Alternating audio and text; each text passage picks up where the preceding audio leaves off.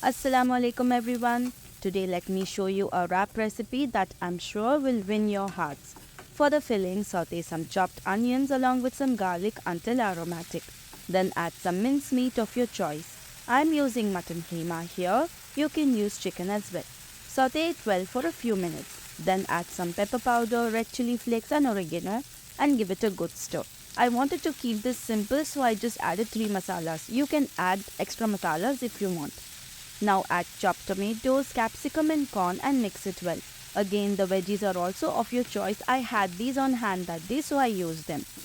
Then add salt and let this cook just for a couple of minutes. Then add 1 cube of chicken stock, which is totally optional again, and let it cook on medium low until the filling comes together.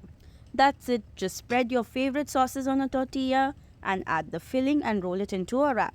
Toast it over a tawa and serve hot with fries or salad. I personally prefer with salad, but my kids wanted fries that day, so I made fries. You can also make this for school tiffin box. The kids will just love it. See you soon.